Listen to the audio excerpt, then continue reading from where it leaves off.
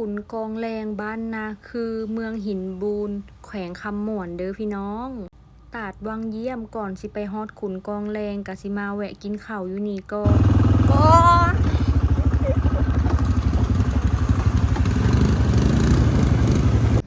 มื้อนี้หมู่สิมาหับอยู่บ้านพี่น้องเพิ่นสิพาไปขุนกองแรงก็คือขุนกองแรงนะเป็นสถานที่ท่องเที่ยวที่เพิ่นปรับปรุงแล้วก็เปิดใหม่กำลังเป็นที่นิยมในตอนนี้เลยพี่น้องได้โอกาสเลยน้องตัวเกี่ยวเนาะหมู่ส่วนไปพี่น้องกะสิออกค่าน้ำมันซอยหมู่แล้วก็บ่ฮู้ว่าเพิ่นสิเอารถอีหยังมาหับเนาะแล้วก็เป็นหมู่ที่เฮียนนำกันตอนม.ปลายพี่น้องเดี๋ยวมาเบิ่งนำกันเนาะว่าหน้าตาเป็นยังไงแล้วก็เพิ่นสิเอารถอีหยังมาหับพี่น้องตอนนี้ก็คือแต่งตัวเรียบร้อยแล้วเนาะแต่งตัวแบบธรรมดาพี่น้องบ่ต้องแบบแต่งอีหยังมากมาย รถหมู่มาแล้วจ้ามื้อนี้กะเพิ่นมาหับฮอดเฮือนเลยเนาะแล้วกะสิไปหับหมู่อีกพี่น้องกะสิอัดกันไปเนาะเพราะว่าไปหลายคนมันจังม่วนนี่กะออกไปพร้อมกันรถออกไปค่ะ3คันเนาะก่อนสิไปขุนกองแรงเนาะพี่น้องกะสิฮอดตาดวังเยี่ยมก่อนเฮาก็เลยว่ามาแวะกินข้าวอยู่ตาดวังเยี่ยมป๊าดคนหลายแฮงพี่น้องสิพามาเบิ่งความมหัศจรรย์ของวังน้ำเย็นเนาะหรือว่าตาดวังเยี่ยมพี่น้องมันมีหลายห้านเนาะกะสิประมาณนี้เลยสิมีตูบแคมน้ำแบบนี้เดี๋ยวเฮาสิพากันไปกินข้าวเนาะพี่น้องป๊าดคนหลายแฮงตอนนี้เป็นเวลาเที่ยงเนาะคนกำลังแบบว่ามานั่งลินแบบอากาศร้อนและมาลินน้ำแบบนี้ค่ะเหมาะเลยพี่น้องบัดนี้เฮากะสิพากันไปเลาะเบิ่งตูบที่เฮาสินั่งเนาะว่าเฮาสินั่งตูบใดเฮามักตูบใดจังนั่งพี่น้องเพิ่นก็บ่ได้ว่าหยังเนาะ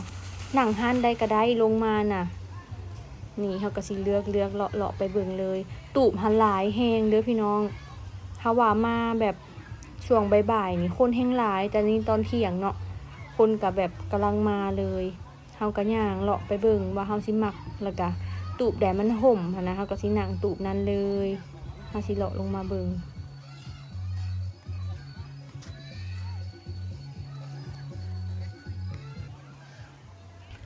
ยังบ่มีตูบหมักเนาะเฮาก็เลยว่าสิเลาะลงไปทางใต้ทางเหนือพี่น้องเลาะไปเบิ่งทางนี้คือว่าห่มดีๆเนาะมันสิเป็นแบบว่าเตียงอยู่แคมน้ำหั่นนะพี่น้องเลาะไปเบิ่งว่าสิได้ตูบใดเนาะคนก็หลายแบบว่าเป็นวันพักผ่อนหั่นนะ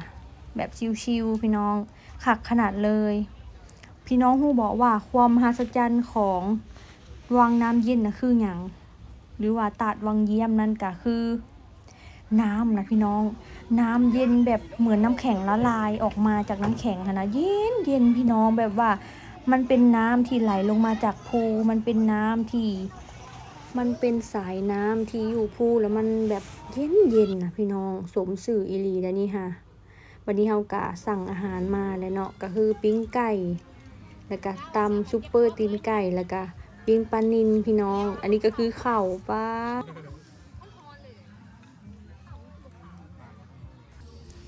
กินข้าวแล้วเรียบร้อยเนาะเฮาก็สิพากันเดินทางไปขุนกองแรงพี่น้องกะบ่ได้ไกลจากตาดวังเยี่ยมปานใดเนาะป๊าดพี่น้องคนเล่นน้ำเป็นตาสะออนแบบว่าน้ำค่ะเย็นเด้อพี่น้องเย็นแฮงอีหลีเบิ่งแบบอยากแนะนำเลยหม้องนี้นะพี่น้องต้องไปให้ได้สักครั้งเด้อเพราะว่ามันคักอีหลีเบิ่งนี่นะ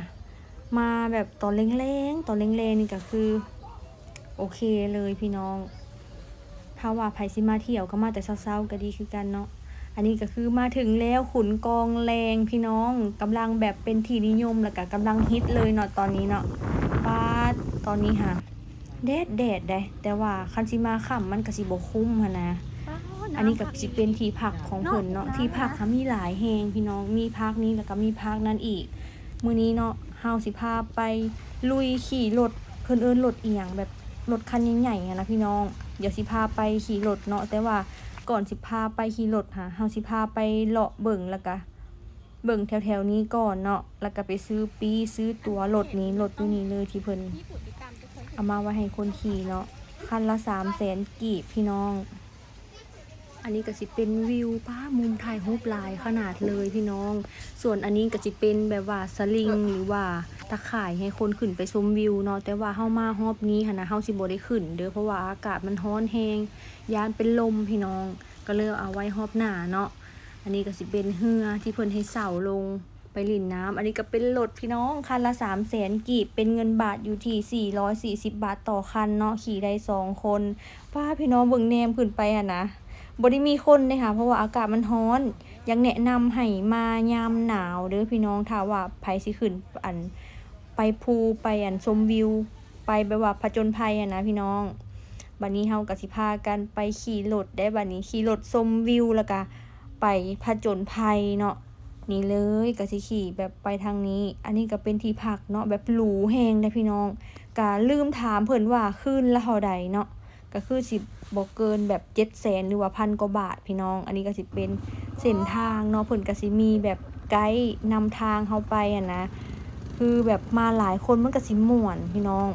เป็นรุ่นน้องหมู่ก็แล้วก็เป็นหมู่ที่เรียนนำกันหั่นนะนี่แล้วก็มานี่มาท่าเนาะแล้วก็สิมีไกด์เพิ่นนำทางไปทางหน้าเดี๋ยวสิพาไปเบิ่งพี่น้องมันแบบได้ลุ้นสำหรับคนที่แบบไปผจญภัยอีหลีแบบคักอีหลีพี่น้องคือไผเคยเห็นรีวิวน้ำกัดยอละปาบอกพี่น้องอันนั้นแหละแบบนั้นเลยแบบผจญภัยขี่รถไปเนาะแต่ว่าบ่คักแนวหนึ่งเด้อก็คือขี้ผุ่นพี่น้องเพิ่นแบบบ่ได้รดน้ำแบบทางหั่นนะมันสิเป็นขี้ผุ่นเนาะแบบนี้แหละถ้าว่าเพิ่นรดน้ำนี่คือแบบ100%เลยที่ว่ามันคักค่ะนะแต่ว่าอันนี้ก็ยังแบบ99อยู่99.9% เนาะความคักนี่ผจญภัยหม่องนี่พี่น้องว้ามันสูงสั้นขึ้นไปแบบนี้หั่นนะแบบมันได้ลุ้นมันได้แบบตื่นเต้นหั่นนะอันนี้คือรถมันไหลพี่น้องรถมันบ่ขึ้นนี่แบบเผื่อสิขึ้นนะคะขนาดว่าสายซิ่งแบบขับรถเก่งนะคะพี่น้องรถก็ยังบ่ขึ้นสำหรับไผที่อยากมาเนาะก็คือสถานที่เพิ่นตั้งอยู่เมืองหินบูนบ้านนาคือแขวงคำม่วนเด้อพี่น้องมันก็สิบ่ไกลจากสะพานมิตรภาพไทยลาวคำม่วนนครพนมเด้อพี่น้องแบบว่าสถานที่แล้วก็ทางดีเด้อพี่น้องทางบ่เป็นขุมเนาะทางมาอันนี้ก็สิเป็นแบบคักแฮงอีหลีเป็นครั้งแรกเลยเนาะที่ว่ามาขี่รถผจญภัยแบบนี้หั่นนะพี่น้องแบบคักแฮงอีหลี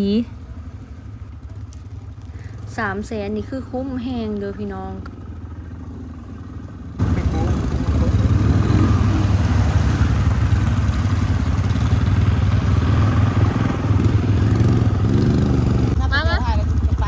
โอเคได้จิโอเค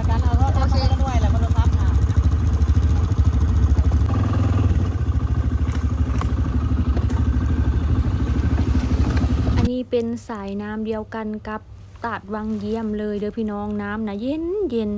แบบว่ามันมีหลายห้วยแห้งเนาะห้วยที่ว่าให้มาผจญภัยนี่นะคักอลี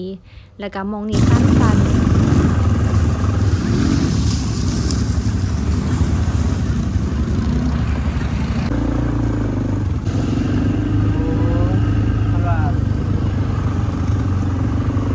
ภาคนี้ก็สิเป็นที่พักติดภูเลยพี่น้องคักหม่องนี้ก็คักเนาะเพราะว่าต้นไม้หลายเป็นตูบแบบนี้เลยนี่แล้วก็สิมีทางให้ขี่รถเลาะเบิ่งชมวิวแบบนี้เลยถ้าว่าจ่าย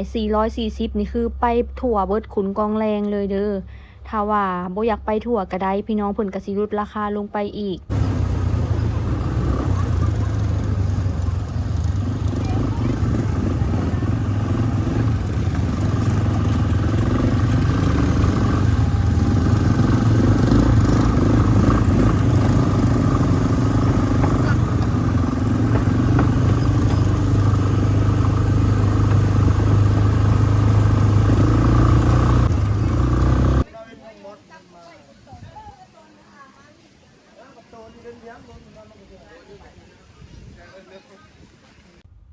หม่องนี้ก็สิเป็นสถานที่โรงอาหารเนาะพี่น้องเพิ่นสิมีขายลูกชิ้นข้าวเปียกก๋วยเตี๋ยวเนาะแล้วก็หม่องนี้เป็นบ่อนถ่ายรูปเป็นขัวแลนด์มาร์คเลยแหละหม่องนี้พี่น้องแล้วก็สิเป็นศูนย์อาหารเนาะหม่องนี้2บ่อน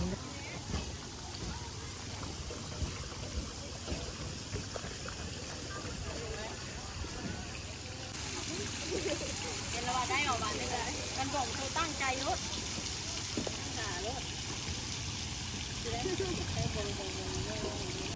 ศูนย์อาหารทางในนะเย็นเย็นพี่น้องเพิ่นเปิดพัดลมไอน้ำเย็นเนาะแล้วก็สิมีน้ำบริการเป็นน้ำแบบเครื่องดื่มของไทยทั้งหมดเลยเนาะแบบคักแห้งอีหลีเย็นเย็นเข้ามาหม่องนี้หั้นนะบัดนี้เฮาก็สิเดินทางกลับละเด้อบาดนี้บรรยากาศส่ำนี้หาพอดีพอดีพี่น้องถ่ายรูปเลาะลิ้น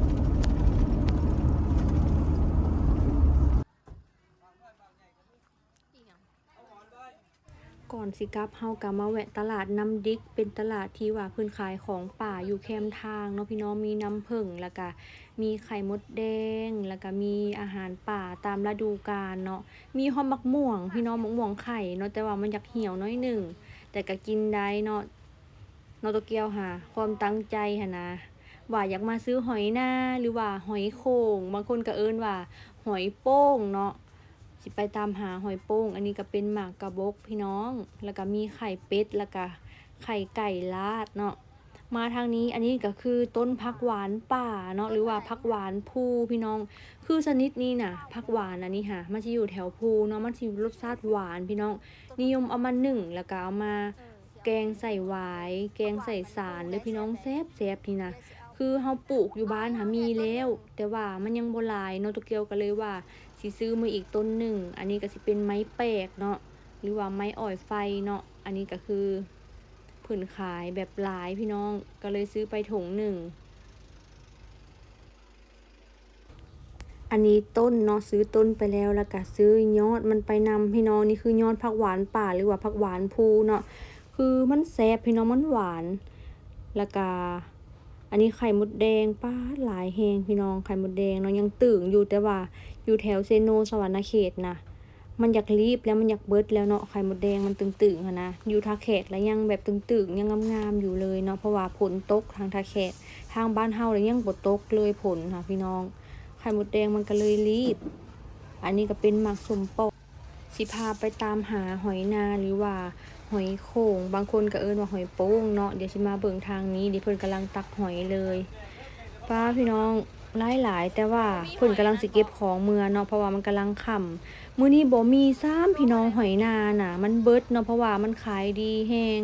เพราะว่าเป็นตลาดแคมทางเด้พี่น้องคนแวะซื้อหลา ซื้อหยัง ยก็ดอกกระเจียวเหมาเลยนี่ยังอะนะผ่ายตัวยังอะนะคะ ร้อยแห่งครับ กระห้อง ประมาณนั้น ก็ได้อย่างนี้หอยนะบ่มีหอยนาน่ะมีแต่หอยจุ อันนี้ไม่แปลก